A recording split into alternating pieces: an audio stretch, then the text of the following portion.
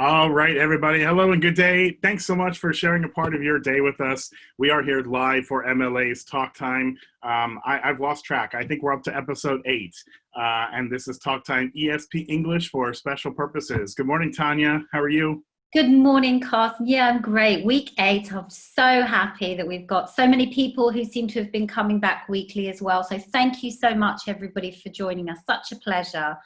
And yeah, I'm doing really well. Really interesting topic today as well. So I'm really excited about this.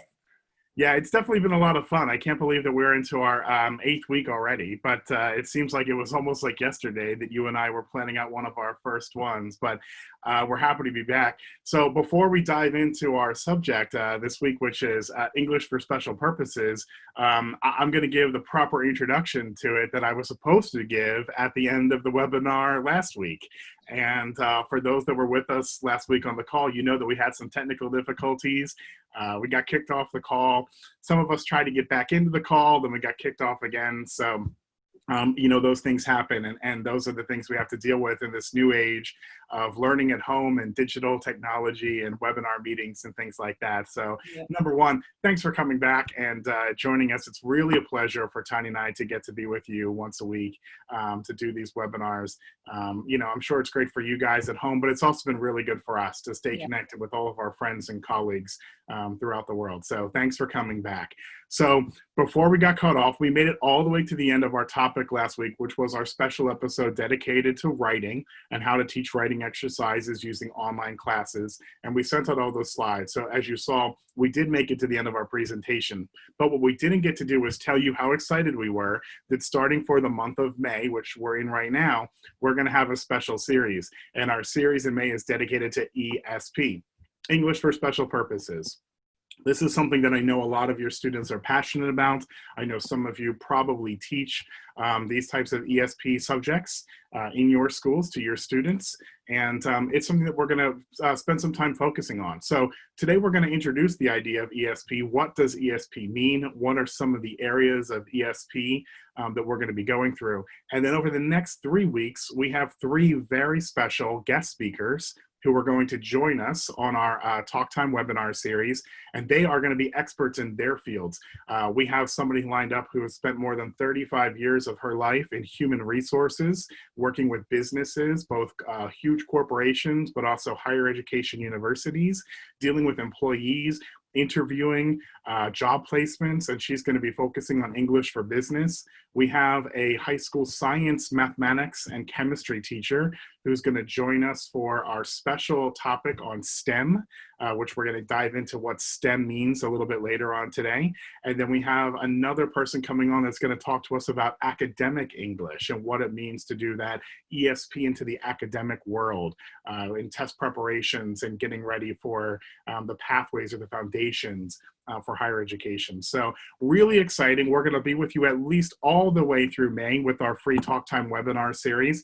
MLA is committed to giving free teacher training courses to all of our friends from around the world for the foreseeable future. And as long as you guys keep coming, we're going to keep doing them because like I said, we have a lot of fun. So let's Tanya, go back to the presentation now, and I will let you set out our aims for today. So we're looking at ESP. This is English for Special Purposes, usually abbreviated down to ESP. And we're going to do a little true or false about some of its development and history, and test all you language teachers out there about what you know about it. We'll look at some of the different areas as well within ESP. And how it can be used in the language classrooms, which I'm sure is going to be important. Hopefully you can take from this and deliver some lessons based from our presentation today.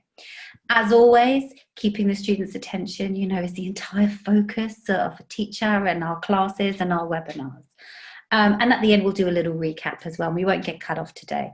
We'll be right there at the end, hopefully be able to do a little testing and see what you learned. So let's start with our meeting the team. Now we do this every week where you have met myself and Carsten, hopefully, over the past 8 weeks, or you've met us in person. We'd like to do a little bit about ESP. Question number 1, a little question for you, a little quiz. True or false? Oh, sorry. True or false? I'm already jumping ahead of myself. My apologies. We're not on true or false yet. Can you name in the chat function for us, can you name 2 different ESP courses that you have been a part of? Either that you have taught or that you have attended yourself. So please do join us in chat and do tell us 2 different ESP courses that you have been a part of or that you have taught. Here we go. We've got business was the first one out. Now Gracia's put in English for tourism. We've got English for chemist and biologist. We have the CLIL, C-L-I-L, which we'll get into deeper a little bit later on. Agriculture. There we go. Publicino, I think that would be like publications, right? Media. Lots of good answers coming in there. So lots of experience here, Tanya, with the ESPs from the attendees. This is great. And please, today, you know, our webinar, really our focus is to really get you involved and for you to put your hands up and tell us some of those experiences. So please do get your confidence, get ready, learn how to mute and unmute yourself, because we want to hear from you today, okay? Tell us a little bit, what have you found? One main difference between teaching your current lessons and an ESP lesson. Have you found anything that is very different between the 2 styles of teaching? So a general English course, for example, compared to your CLIL course. Has there been a difference? We're still on question 1. There's lots of people with question 1. Question 2. Here, but here we go. ESP focuses on specific arguments, okay, or specific subjects, specific topics. Vocabulary, not necessarily the methods, what Grazia is saying. Yeah. So those are really good things. Vocabulary and objectives. Excellent. Mostly vocabulary from Flavia. Perfect. So some really nice, so some really nice ideas coming through there as well. So are you using the same materials that you would for an ESP lesson, or are you using different materials? Because I think that's a big one as well. Sometimes it's the actual materials that we're using, which can be quite different. A very key one there, vocabulary. A general English class, an ESP class. So let's have a look at that in a little more detail. Now, look at me, I jumped ahead, I was so excited. True or false? So a little bit background to ESP. ESP evolved in the 1970s. Do we think that that is true or false? Let's everybody get into chat. True or false? And you can just put a T or an F. You don't even have to spell it out there. Let's see, we've got a mix. We do, don't we? It's interesting. Starting to trend more towards the true side. Let's see if we have a few more people logging on here with the chat function. True or false? ESP evolved in the 1970s. So I think it was about 60-40 true. 60-40 true. So we will tell you the ESP did actually evolve in the 1970s. It stemmed from a wave in the 1960s in development within English and teaching English, but it evolved in the 1970s. So it is true. Perfect. Let's have a look at the second one then, which I think is a key one that would be of interest to a lot of us. ESP inspired the need for the communicative approach in language teaching. Do we think number 2 is true, or do we think it's false? All right, lots of true starting out here. Couple false sprinkled in. This one, it looks like, is predominantly coming in as true. Yes, and I'm glad to see that, because you are all actually correct. Which is good. Yes, it is interesting, isn't it, that, you know, prior to the 1970s, really, there really wasn't that approach in communication, much more grammar-based, text-based, much more formal. And really, it's evolved from something like English for special purposes, so for our ESP. So let's move on to our last one. ESP can be occupational or academic. True or false? All right, so question number 3 is out there. We're starting off very strong with the trues. 1 or 2 falses sprinkled in there, but everybody seems to be really leaning towards true on this one. Which is good, because it's a difficult one, isn't it? Because it's kind of true. Generally, they fall under the occupational or academic, but it's also false because ESP has become the umbrella under which we put anything that doesn't fall under general English. So many different faculties and areas will push that English into ESP. So yes, occupational, yes, academic, but there's also some more in there. Tanya loves a good trick question. So that wasn't my writing on the question. That's Tanya. So you can blame her. Being mean. So I've given you 3 here where maybe you would assume that number 3 would have actually been part of number 2. And I think that's maybe where I've branched them off slightly. Because we have occupational. And very interestingly, a lot of you put some of those in the chat function at the beginning. Would anybody like to give me a couple more that would come under the umbrella of occupational?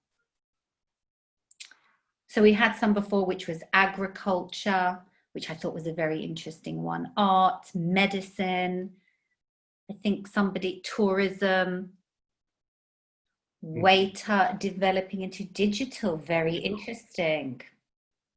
Hairdresser, law, very good.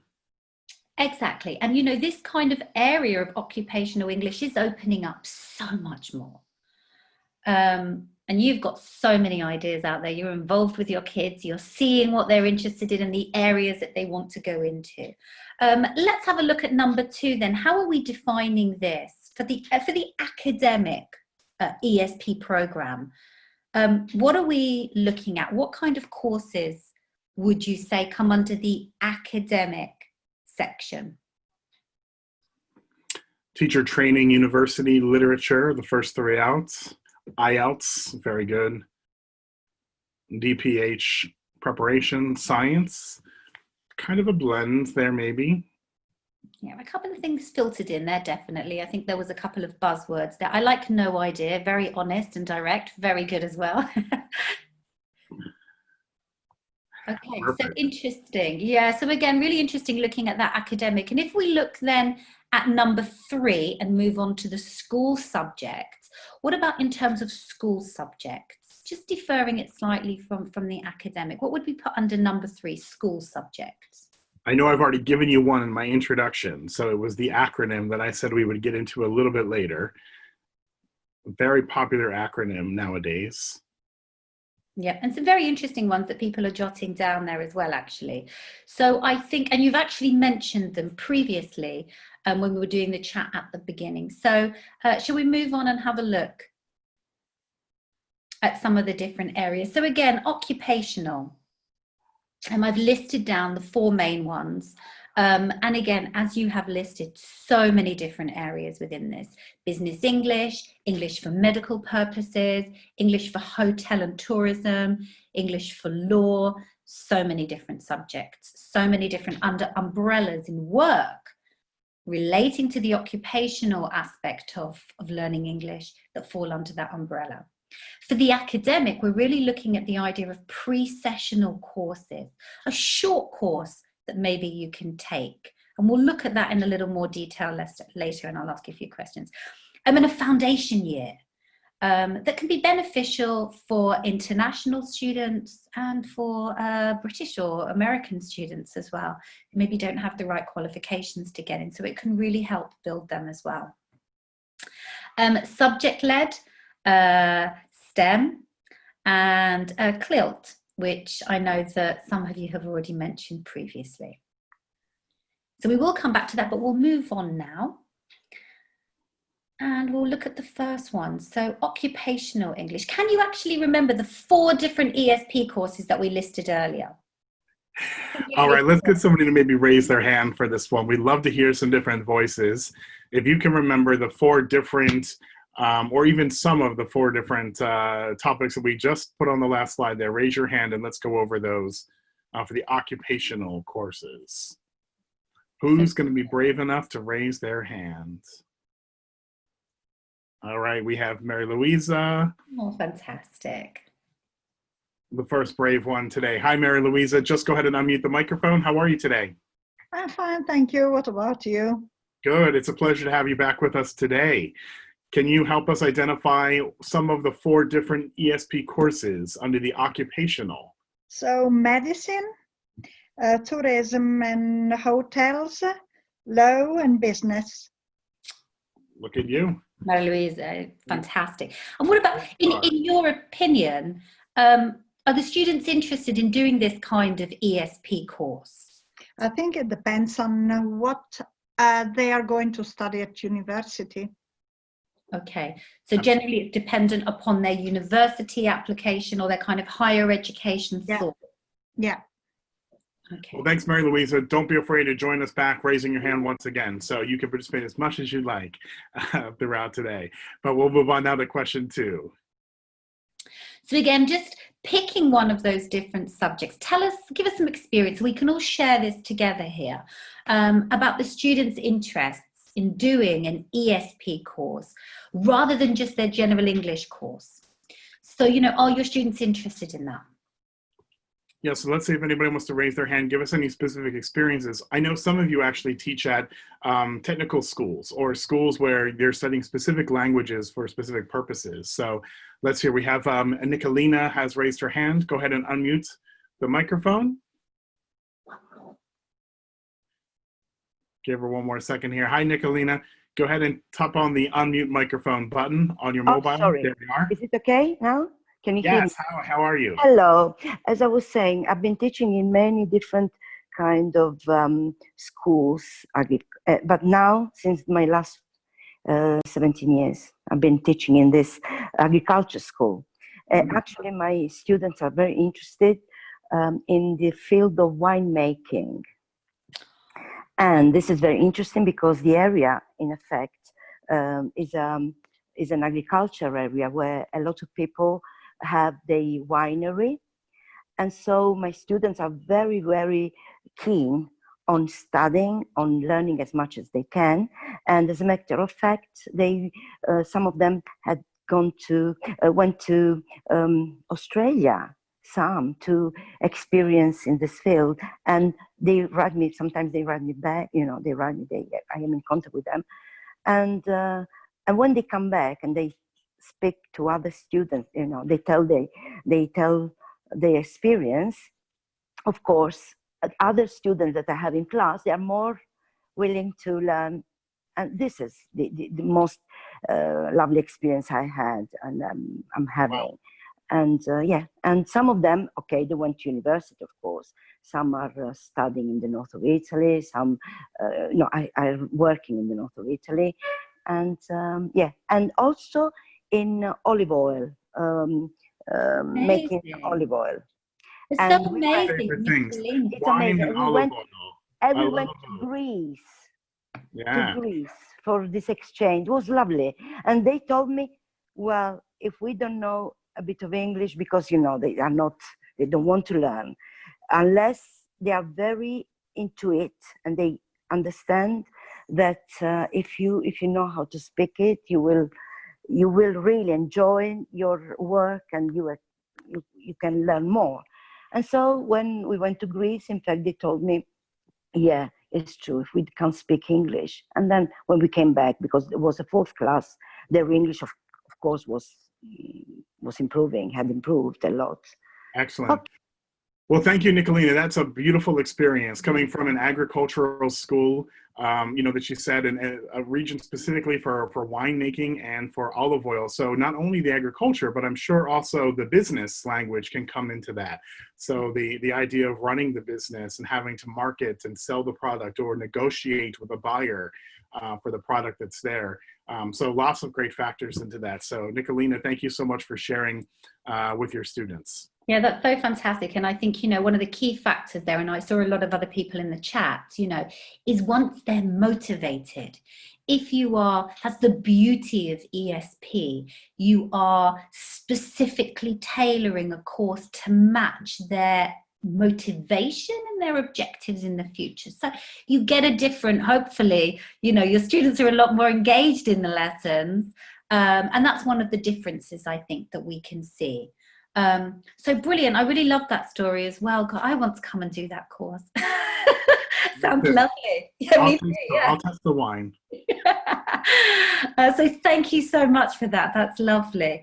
Now, these, obviously, you know, some of you are using this already, but we want to hopefully try and give you some more ideas, number 3, about how those ESP courses can be used. So Carson, would you like to tell us a little bit more about some ideas? Yeah, for sure. So let's go through some of the examples of ways to use the occupational English inside of the EFL classroom. You know, business English is one of the ones that I think often comes to mind. I think it's one of the first ones because the business world can be applied in so many different, you know, ways and so many different industries.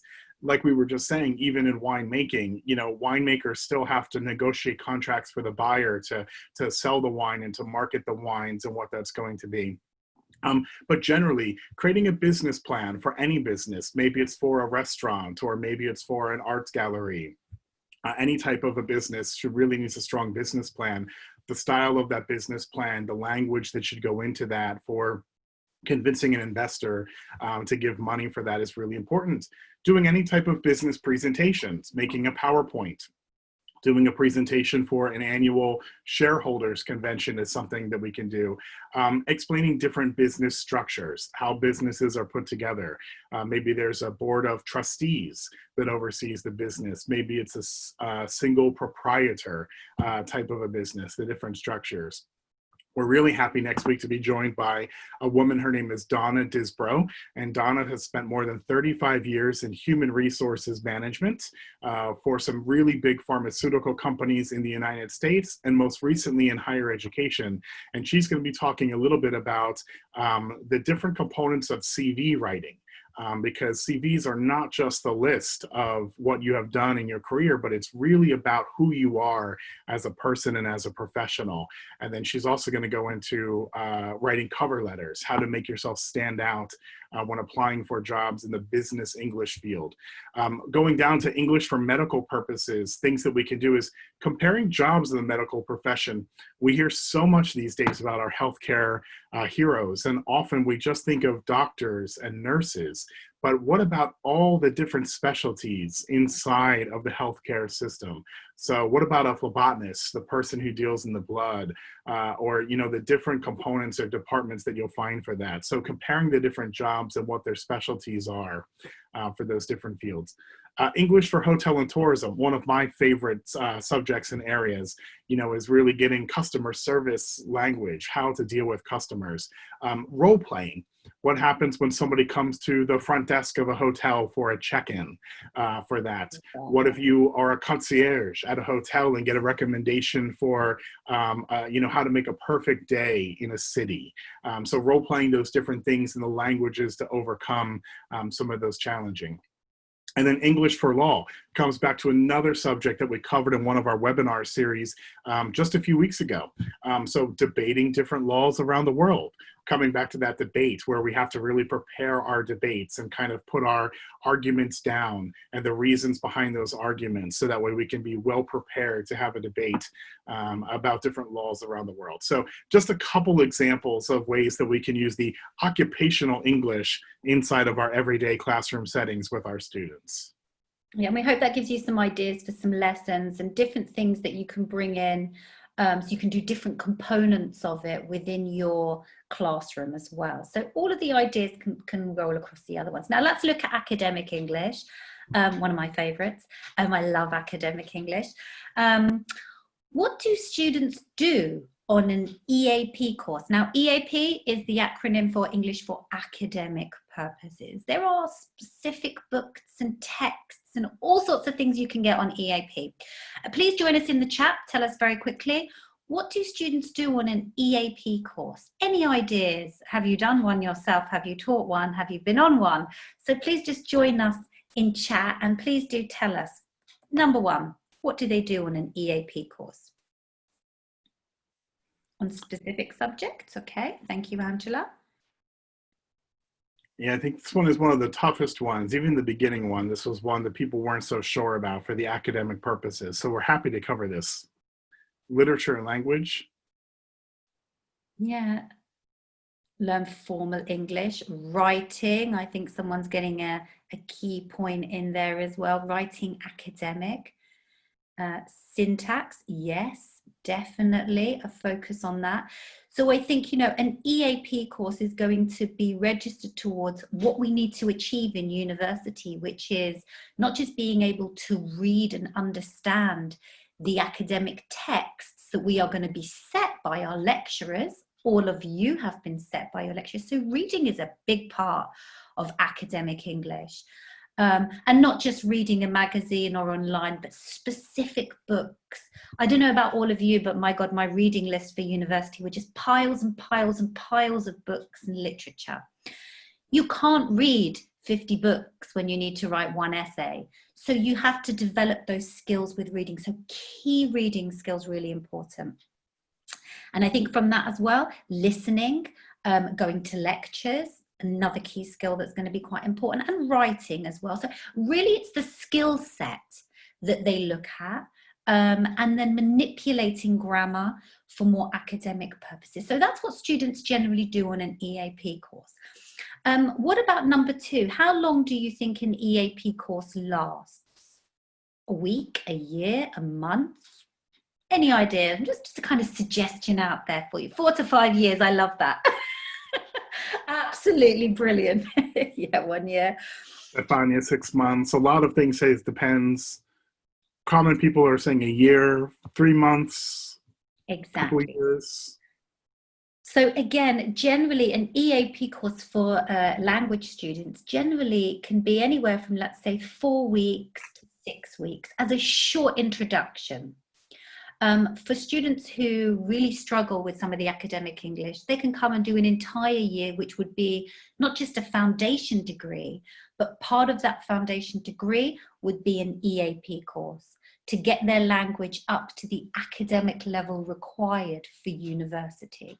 So I think for any of your students out there who are interested in studying English, maybe in the UK, maybe in Australia, New Zealand, Canada, the States, they'll need that academic English.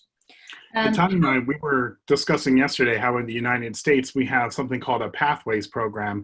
I don't know if anybody has heard of a Pathways program, but we decided that it's very similar to the foundation year. Pathways is a specific program that kind of guides the students into pre-admission to a college or university. So it's really preparing them for their entrance test in order to be able to gain the language proficiency to enter into a US college, but really a college anywhere around the world. Pathways program. Yeah, and EAP courses are fantastic. You know, they run obviously all throughout the UK. It's a huge field, but taking academic English and using it in the language classroom. I'm sure you've already done this. And there may be some specific exams, I'm trying to nudge you towards the answers here, that maybe you've used already. What kind of academic English have you used, anyone? Does anybody want to be brave enough here to raise their hand and share some examples of how the academic English has been used inside of your classroom? Let's see if we can grab ourselves a volunteer here. Come on, everybody, get in. Let's hear you with voice. It's so nice to hear you. This is a bit of a tricky one, though, Tanya, because I think there's got to be the difference between the academic English and then what we're going to get into next, which is the subject one. But here we go. We have Elisabetta with us again. She's joined us before. Hi, Elisabetta. How are you? Hi. Hi, Carson. Can you hear me? I can. Thanks for joining us. So how have you used the academic English inside of your classroom? Right. What about phonetics? Is it a part of the academic English, or so working on pronunciation and sounds? It would come within the speaking area of some of the debating topic, maybe of using intonation and discourse markers to, you know, change the direction of conversation or manipulate the listener into what you want to kind of stress. But that academic English, maybe in terms of some reading texts or some exams, have you used anything like IELTS before? Not really. No. Okay, No. all right. So that's a good tip then. So I think for the UK market, IELTS and a lot of the materials in IELTS are very academic based. So I think with things that maybe to use the academic English, What about Cambridge exams, FCE, CAE, CPP? Have any of you used some of them? I'm sure some of your students have taken them as well.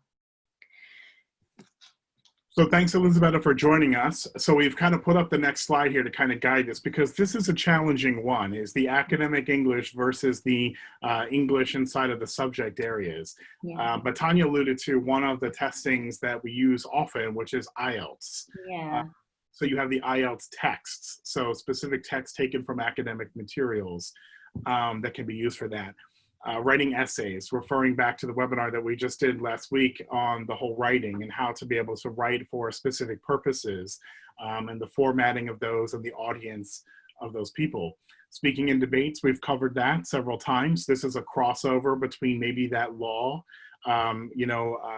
business subjects that we talked about, or vocational subject that we talked about before, and then listening. So podcasts are great tools on academic topics, and there's podcasts are free resources out there in loads and loads. So finding free podcasts, whether it's from the British Council or anything online that you can do. There's a great podcast called Stuff You Should Know. Okay, Stuff You Should Know is a great free podcast. They offer just little 12 and 15 minute about random subjects, but they're really great listening topics, for students to be able to use.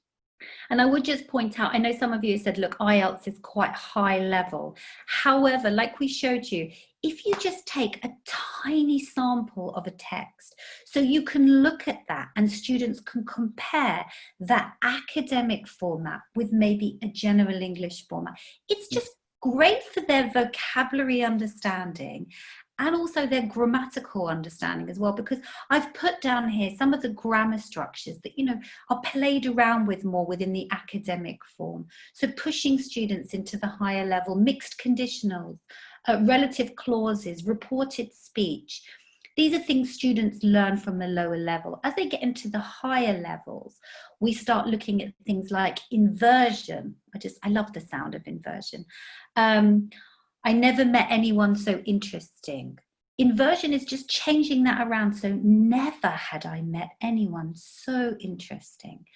It plays with language and just gives it a more academic and higher level sound. The same with cleft sentencing. Now, cleft sentencing is used much more within the communicative format. It's all about emphasis and stress within speaking and in writing. So again, those styles, we understand that at the lower levels, it's going to be more challenging, but comparing it, not giving them an entire IELTS text, which is a little bit overwhelming, okay? Even sometimes for me, when I've read some of them, I'm like, okay, that's very medically specific. So, looking at those different texts and extract, yeah? Again, vocabulary, it's a great one to play with. Simple, short little sentences. Don't overwhelm the students or yourself with that kind of academic English.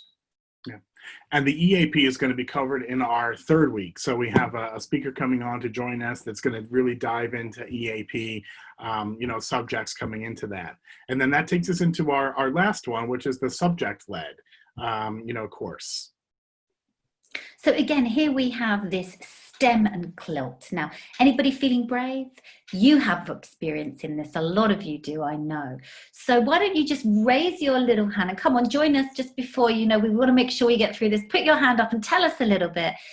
Differences between them. Have you been involved? Please do. Yeah. Put your digital. So who can break down for us the acronym of STEM? Who can do that? Raise your hand and let's see if we can get a gold star for one of our participants here. I know Carson is quite excited about this breakdown, aren't you, Carson, with the acronym? I am, yeah. STEM is an acronym. So what does STEM stand for? Who knows? He tested me yesterday on this, everybody. So please. Nobody's brave enough to raise their hand for STEM. STEM. All right, Tanya, we might just have to break it down for them. That's fine. I think we can go on to the next one. No, wait. We have Enza. Yes, Enza. I love it. Go ahead, Enza. Go ahead and unmute that microphone. Enza, can you just tap on the microphone there to unmute? We get you in here. All right. If not, we're going to move on. Sorry, I don't know what is STEM. Oh, well, that's okay. Well, we're going to tell you in just a minute. Don't worry. Thank you for raising your hand. Yeah, Enza, well done. At least you put your hand up and got involved. That's great. All right, Angela, what do you say, Angela? Can Angela break down STEM for us? Hi, do you hear me? Hi, everybody. STEM means science, technology, mathematics, and engineering. Okay, engineering and mathematics. You got them mixed up, but you got all four of them completely perfect. Congratulations. Thank you, Angela. Thank you. Angela, do you have students that are interested in these STEM fields, that are interested in studying them? Unfortunately not, because I learn language, literature, and foreign languages just for secondary school. Okay. All right. Well, anyway, good for you for knowing the acronym of STEM. But STEM, yes, as Angela correctly pointed out for us, but in the correct order is going to be science, technology, engineering, and mathematics. So great fields, very popular for students wanting to go into higher education now for any of those fields. Engineering especially becoming really popular. Tell us a little bit more about CLIL, Tanya. Oh, well, we got Andrea there that's ready to tell us about it. Ah, hi, Andrea. I think it unmuted his microphone, unmuted microphone and everything. So please do tell us about it. No? Andrea, can you go ahead and tell us about CLIL? I think not. Okay, if we move on to the next slide, Carson, maybe we can give them the little breakdown so they can have a look at everything. So we can just give you that final summary of some of the differences between them. And Letta has it correctly on our chat. So actually there's several people on our chat that have helped us out here. So the content and language integrated learning. Yeah, so that is a mouthful. Yeah, which has become really popular, hasn't it? And I think it's such a great development, thankfully, you know, within the field of English language teaching, you know, the subjects that we're teaching in secondary school, you know, that we're actually able to teach in English, and here in the UK that we can teach them as well within other languages. We're not as good here in our languages, I do apologize. You know, a lot of respect for the rest of the world learning English as well. But again, we have that STEM, science, technology, engineering, and maths. And I think as Carson said, you know, he tested me yesterday on this acronym. And we have a specialist who's going to be giving us some more about this, don't we, Carson? Yeah, we do. Trish Lignerski, who is a high school chemistry teacher, but also an ESL specialist, is going to join us in 2 weeks' time. And she's going to talk us through how we can integrate some STEM learning, even on remote. So how we can still do maybe a little experiment at home, integrating the language of STEM, technology, mathematics, into those different things, and doing it still in this remote kind of teaching environment, which is really challenging to be able to get in some of these specialty subjects while having all the challenges of not being physically with our students. But she's really great and a passionate teacher, and we're going to be happy to have her joining us in 2 weeks' time for our STEM subject as we take a closer look into the science, technology, engineering, and mathematics. But so many great things can come out of that with engineering that I know a lot of our students are interested in, from you know, building bridges out of pieces of dried pasta, see how much weight you can put onto them, different stress points and everything else. So, and then the math, you know, math is a universal language, but we have to be able to also communicate, you know, what it is about math, you know, to be able to share those different subjects together. So really good stuff coming up on our STEM subject. Yeah, and it's so good because I've seen a lot of you are talking about CLILT as well, and just how many of you across Europe, you know, that we really are teaching within English in specific subjects. There's so many more course books, fantastic materials that have evolved. And that's the beauty of something like ESP, actually, you know, that, as I said at the beginning, you know, so many other things can sneakily find their way under the umbrella of ESP. So please, I just... just a kind of little summary there at the end. Anyone like to join us in the chat for this? Any different ideas that you're going to use in your lessons this week? I'd like to hear a little bit back from you, actually. If there's any idea that you saw earlier that you thought, I'm going to use that in one of my lessons, or I might take that idea and use it. And I would say we've heard from a lot of people that, ESP is really up to the individual, right? Because if we don't teach in a school that specializes in one subject, maybe that ESP, that special purpose, is not going to be of interest to another person. But you never know. High school is a time and middle school is a time for discovery. So getting into these ESP languages might just trigger something in one of our students and inspire for where their career might lead them. So maybe it takes them down that career technology path. Maybe it takes them down the law path. Maybe it takes them into the academic field for teaching and higher degrees, of learning. So I think you shouldn't be afraid to use these ESPs inside of your regular classrooms, because it's an opportunity for students to really understand in detail how language is applied in all these different areas of specialty, and it can inspire them to really get into a different subject that maybe they weren't considering before. I would say, most ESP lessons insist on having a needs analysis done before the course is produced. So if you haven't done this already with your students, give them a needs analysis. You can Google needs analysis. You can find one on the British Council and download it. It's fantastic. It just gives you as a teacher an understanding of the student's interests, and then you can direct your ESP towards that format. So I would say definitely have a look at that. Get a needs analysis together and focus your ESP based on that. Yeah, well, Tanya, we are just coming out of time. Once again, it was another great subject. This was a little bit long today because we are covering really 3 subjects that we're going to break down one by one over the next 3 weeks. We have those special guest speakers that are going to be joining us starting next week.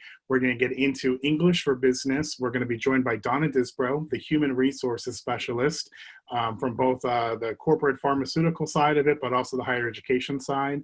The next week is Trish Zignersky, who's going to be our specialist for the STEM, engineering, mathematics, and technology, who's going to walk us through a little bit about one of those specific academic things.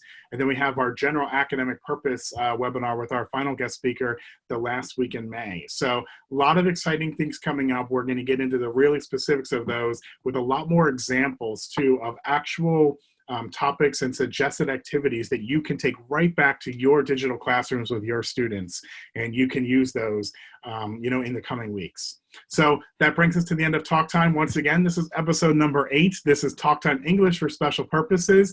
Tanya, thanks so much once again for all your help today, and we'll see you right back here next week. Thank you so much, everybody. Thank you for joining us. Honestly, it's such a pleasure. Please join us next week.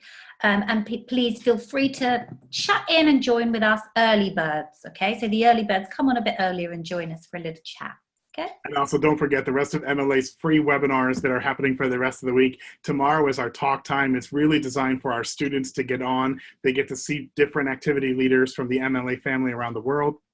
We're going to be joined by Stephanie, who is our director of our campus up in New York. She's going to be coming to us live from her home in New Jersey. And then we also have Shane. Shane was one of our great sports activity managers over in the UK. He's worked with the company for 5 years. He is so excited to be on here, hopes to see a lot of students.